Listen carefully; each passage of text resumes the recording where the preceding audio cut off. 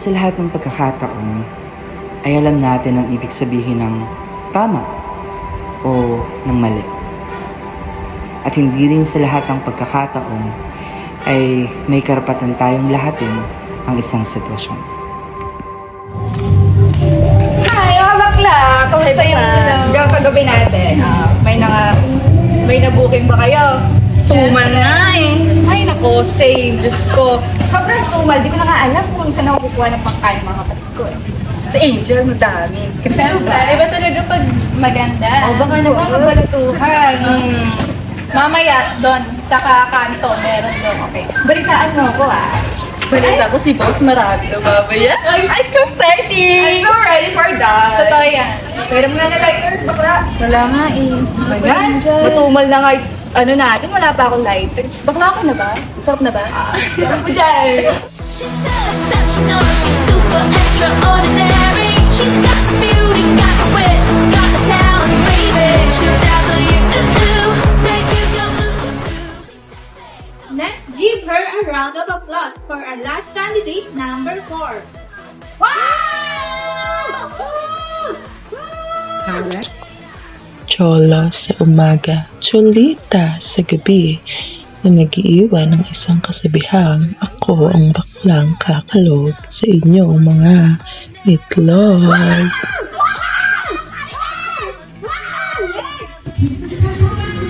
Narito ang iyong katanungan. Para sa iyo, ano ang esensya ng gender and development para sa paggabay ng mga kabataang nawawalan ng pag-asa sa buhay? Ang tunay na esensya ng GAT ay ang pagbuwag sa mga lumang paniniwala na nagkakaroon sa atin. Narito tayo para isigaw na ang bawat kasarian, babae, lalaki o LGBTQ+ ay dapat magkaroon ng pantay na oportunidad sa lipunan. Walang sino mang tao ang dapat mapilitang pumili ng madilim na landas dahil lang sa pinagkaitan siya ng pagkakataong mag-aral o magtrabaho ng marangal. At walang sino man din ang dapat mapilitang magpanggap na matatag kung ang totoo ay nadudurog na siya sa bigat ng responsibilidad. Leo, saan ka pupunta? Ano nangyayari sa'yo? Maya, saan ka na naman pupunta? Hindi naman lang patutulungan yung kapatid mo? Bukan mo ako! Hoy, Chola! Ang galing mo magsalita tungkol sa entablado tungkol sa pantay na oportunidad. Pero alam mo kung bakit nasa ganun trabaho si Maya dahil ikaw ang pinaglalaban mo. Isinara lahat ng pito para sa kanya. Anong isinara? Habang si Leo nagpapakamatay sa pag-aaral para maging abogado at magkaroon ng magandang buhay, si Maya, hindi man lang siya tumubok. Hindi sumubok. Wala kang alam kung ilang lalaki na dumako sa kanya para lang ipang suporta sa'yo. Sige! Ikaw dun sa kama nang maranasan mo lahat-lahat. Hindi mo alam kung ilang beses kong pinuhat si Maya mula sa banyo ng club dahil tuguan ang labi niya. Gusto niya uminom ng kudenta. Gusto niya nang patayin ang sarili niya. Kung ganon, bakit hindi siya humingi ng tulong kay Leo?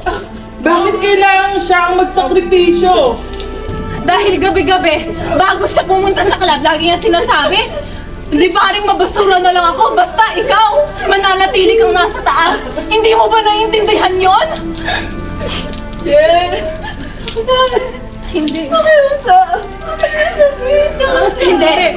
Gusto ko malaman na GAD advocate na to. At bakit wala kang karapatang pumili? Kuya, ate, ano bang dapat kong malaman? Alam mo ba? Bakit sakit sa dibdib? Sabi natin.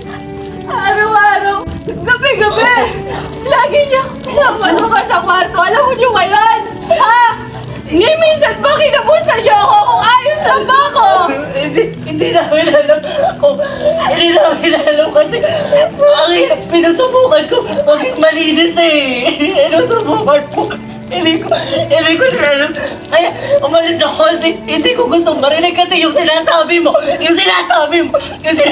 perfecto. Na dapat hindi ko magkamali. Ako yun, kamali. Ang dami ko ang bigat. Gabi-gabi, nung bata tayo, uy ko nga ako pinapasok pa ng tatay natin. Ako, yung kaibigan ni Tama, lagi sabi niya, dapat maging matuwa ka. Kasi ang babae ko, magawa si Ferdinand ako. Hindi ka nasasabi ni ate. Hindi ko alam. Alam mo naman, Alam mo na, makikinig ako sa'yo. Kahit sa ganito lang, pwede na sa akin. Alam mo yun, di ba? Sabi ng mga matatanda, nabubuhay daw tayo na hindi natin lubusang nakikilala ang mga taong nakapaligid sa atin.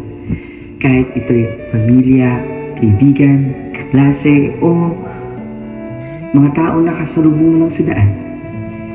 Kaya sabi nila, dapat daw maging maingat tayo sa kung ano ang sasabihin natin dahil ito ay pwedeng makasakit.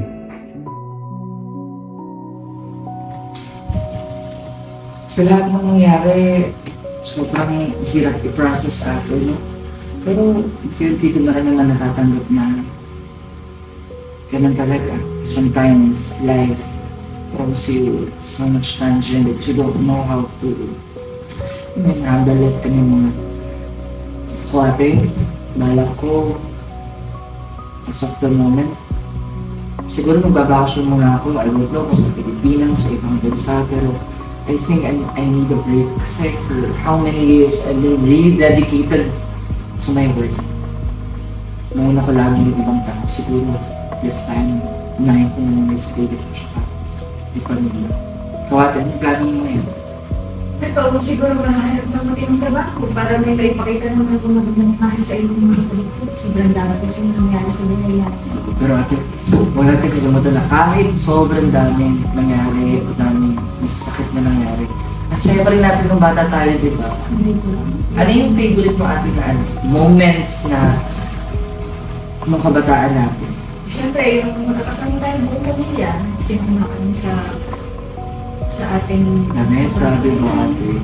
Tsaka yun na mo ate yung yung tumutulong lagi yung sit niyo. Kasi di ba sit mo din ka na? Ano ba? Hindi na kasi kailangan yung ating yung sobrang kayo. Ate, i-offer ko na lang din sa'yo. Siguro kapag umalis ako, ikaw muna dito sa law firm ko, maging assistant. Sila attorney siguro, sila doktora. Bukas naman natin, thank you. Sila na nga to. Pasok po kayo.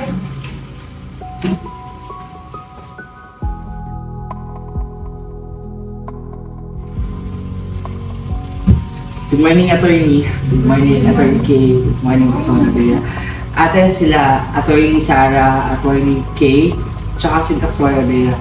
Sila yung mga naging kasangga ko nung hindi niya pa alam yung nangyari sa akin. Mukhang nagkakasundo na kayong dalawa. Opo ate, kaso until now hinahanap ko po namin kung nasa si Shirley. Kasi after all the incident na nangyari nung nakaraan, hindi pa rin siya umuwi ng ate. Pagaling na yan, hindi ba ang simula? At ito nga pala yung document para sa pagpara ng kaso sa iyong tatay sa ilalim ng 7610 at RA 9262. At may binigay nga pala si Cholo sa akin ng sulat. Siguro mas mabuti na si Ate Maya naman ang kasama. Maraming salamat dito, attorney. Attorney Kay, di ba naalala ko, nagkaroon ka na ng ganitong kaso dati? Oh. At sigurado na mas mapapabilis ang proseso ng kasimula. Nakahawak na ako ng ganitong kaso. Ito naman ang salaysay at ebidensya na inihanda natin laban kay Susan. Sa tita. Siguro, ito talaga yung bagong simula. Sa lahat ng nangyari talagang totoo na after ng ulan may mga bahagharin dito. Doktora, ihingi din po sana kami ng tulong niyo para po sa consultation since kayo yung sa pinagkakatiwalaan namin psychologist. Doktora. Gaya nga nang sabi ko ng gabing yun, trauma ay walang pinipilit kasalanan. Kaya gano'n din ang pagaling. Ngayon, kailangan magpapatuloy ang ano natin, therapy session mo para sa grad mo. Maya, hindi mo kailangan bumalik ulit sa kalsada. Maraming salamat po, Doktora, sa pagbibigay ng panibagong oportunidad sa aming mga kapatid. Salamat sa inyo kasi ngayon, aside sa na-overcome ko na yung GAD ko o yung General Anxiety Disorder, yung ano din natin Ate Maya, yung GAD din natin na Gender and Development, talagang mas nakikita na din sa barangay natin. Bali sa susunod na linggo o siguro bukas daw, tumawag si tita natin yung punong abala dito sa barangay para may maibigay din daw sa yung konting tulong ate habang hindi ka pa nakakapasok sa law firm natin. So, paano ba yun? Salamat, attorney. See you sa first na lang, attorney. Doktora, see you na lang sa clinic. Salamat po. Salamat po. Bye po. Bye.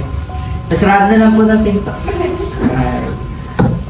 Sobrang saya sa puso mo. Totoo ate. Ang masaya din ako ate na kaibigan ko yung dalawang attorney. Si Doktora. Sobrang lapit niya na sa akin. Ayos ate. Talaga. Isa safe. Sobrang proud ako talaga sa'yo. So,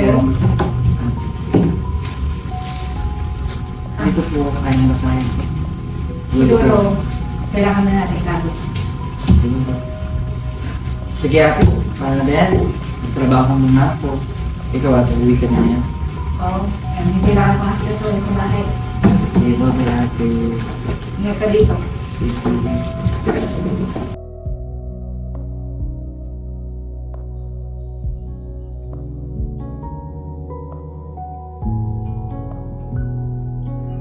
Sa aking paglisan, Ate Maya, Kuya Leo, sana hindi nyo ito masamain dahil ito ay para rin sa atin, para sa ikabubuti ng bawat isa at hindi rin ibig sabihin nito na tinatakasan ko kayo. Pero para rin ito sa atin, mahal ko kayo, nagmamahal, Cholo. Ligaya'y hanapin, ligaya'y hanapin, ligaya'y